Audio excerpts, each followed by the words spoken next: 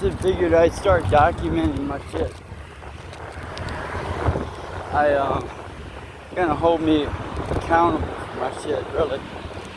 But so I'm late everywhere I go. I'm trying to get better at it, and I just end up. I left real early, and I'm kind of embarrassed because I don't know how to use the bus yet, and I just don't want to ask somebody because I'm kind of humiliated about that. It's a big world. I've been sheltered my whole life. But anyway, I'm on my way to Henrico Mental Health to see my boy William Pye, who I used to ride with in the streets. And we used to get down together. But he changed his whole life. And now he works for them. And he was in one of the programs at Jail West. And anyway, he's hooking me up with a bunch of food. Probably some good stuff. Nothing really healthy. I've been paying for my own, I've got EBT. People in this program help me get that working. I'm just really struggling to people to do shit. And I'm just gonna keep going, but I don't have another choice. It's either I get on and do these things, or I go back to jail, or starve to death. And I'm too stupid to do a lot of shit. I do have a disability, but so I'm probably gonna start working this landscaping place and make some good money. It'd be like $250 a day, and working my ass off. One thing I learned, I was just kind of lazy. I was never just in a fog most of my life. When I got locked up, you can't. Nobody's gonna fucking do anything for you. Just wipe your ass. And thank God I'm physically fitted to run everybody's digits, so I never had any fucking problems like that. I had one guy try to take my commissary once. I got the respect of everybody though. This is the biggest dude there. Dude's name was Boston. He's from Boston, and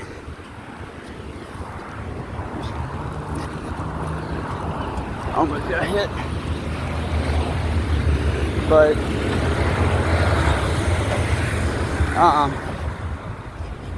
anyway, I owed him for some smooch. It's when I was fucking up before I got sober, my first stint, and then he saw the opportunity. He was like, "Man, this white boy," and he had heard I was a mixed martial artist at one time and about my kid, but he was trying to pull my card. And then he started trying to take my shit. I slapped him up a little bit with a push, like real fast. And he said, "Don't you put your hands on me." He fucking had a deep, high-pitched voice like Mike Tyson. "You put your hands on me." And then I slapped him up again. Then I went to go piss, and he tried to give me the bag that I was dispensing around, because I owed out a lot of shit. The hooch, some strip, and even some crack. So I owed out a bunch of shit. People. And then when I had to pay it back, this opportunity for somebody to try and take my commissary, trying to take my bag.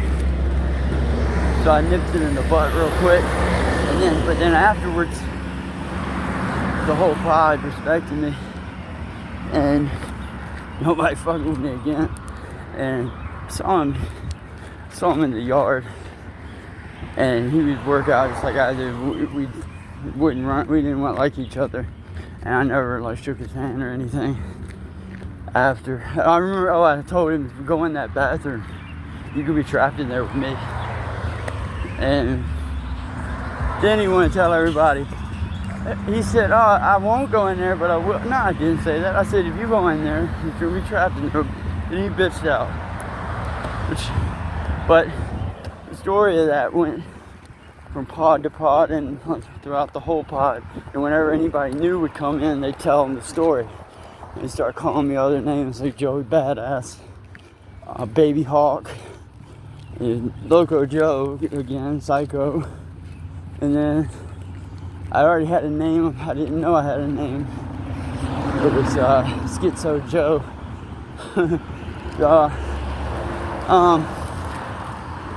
So with that, the physicality I could be kind of lost and a little bit dirty and get away with it.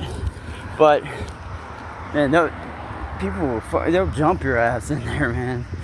If you ain't on top of your hygiene, if you ain't keeping clean, if you ain't paying your debts, people, just because you fight and shit, they'll put soap in a sock and they'll fucking come up and clobber you for far less. So when I was in jail, I actually started to strive and my brain started to heal up. And I started to strive on doing shit. Then I put in for other shit. I went to automotive. And I found out I'm not as smart about cars as I thought I was. And I had to pass this TABE test, which is a literacy thing, and I almost failed that. Then I was a trustee, and I was a pod trustee, and so I mopped every day, cleaned off the tables, cleaned up the showers every time we had lunch, cleaned up them. And I started to realize, damn, I'm a damn good worker. I'm really good at it. You know, pats on the back and shit, like keeping shit together and clean. Just, you get some shit like, if people are like, when you do right, people give you a little bit of praise. And it was important to me. But then I got out.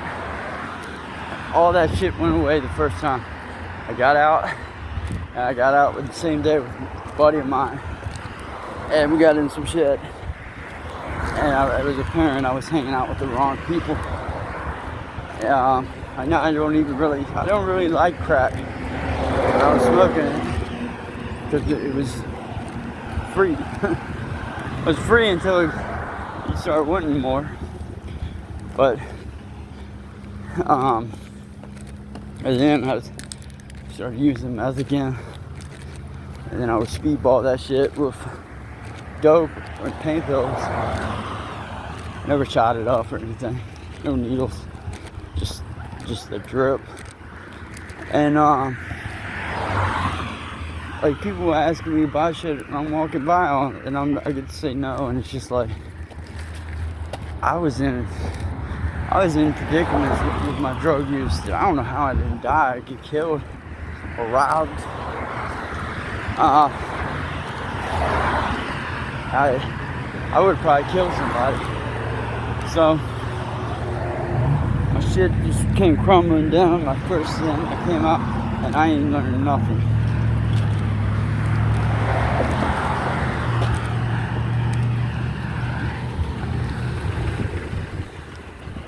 Like I was just fucking up, and my brain was just fucked up. I couldn't communicate right. Lost a bunch of weight. I was fucking like I was just like I weighed 100 weighed 28 pounds for my next charge. And then I went in for a month and I was like, no, I'm gonna quit drinking and stuff. Got out, I did quit drinking. Life started hitting me again. Started using meth again. And I got out for 26 days.